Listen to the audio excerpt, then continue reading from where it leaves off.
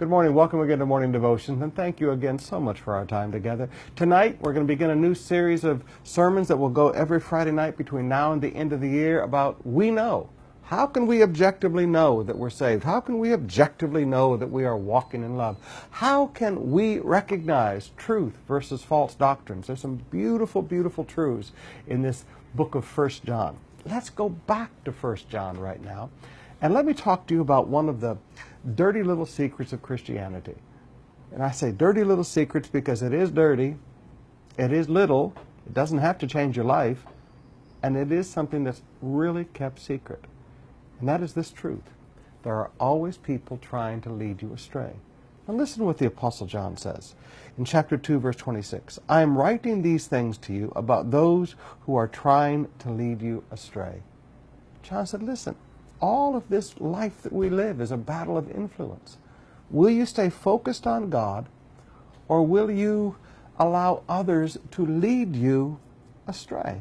Now, Paul talks about wandering from the faith. Paul talks about people who cut us off from the faith.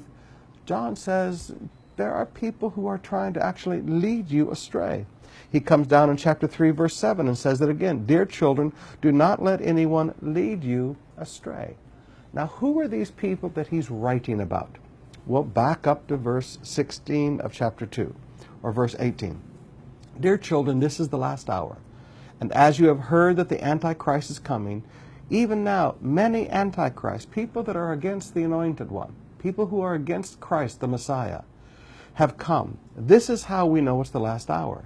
Now listen to who these people are. They went out from us, but they did not really belong to us. For if they belonged to us, they would have remained with us. But their going out showed that none of them belonged to us.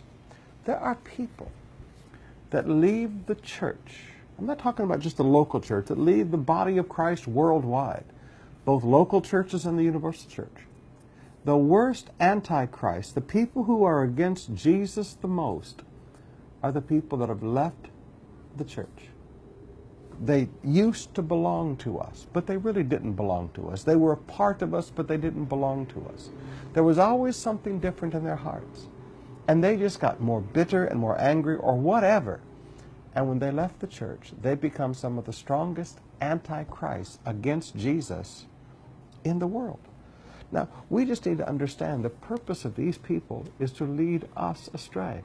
They will come back in and they will lead us away from truths of righteousness. They will lead us into sinful lifestyles. You see, there's a few things that Satan learned and he's never changed on. When Balaam tried to curse the people of God and he could not, because you cannot curse what God has blessed. Balaam taught other people how to bring down God's people.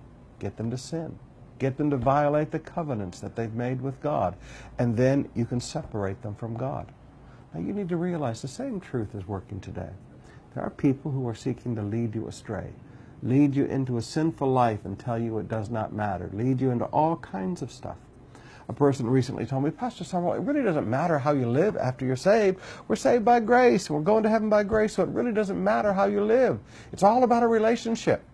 And I said, his wife was standing there, and I looked at him and I looked at his wife and I said, is that true? I said, you married him because of grace. You didn't marry him because you deserved it. You married him because you loved him. That's a kind of grace. Grace of love.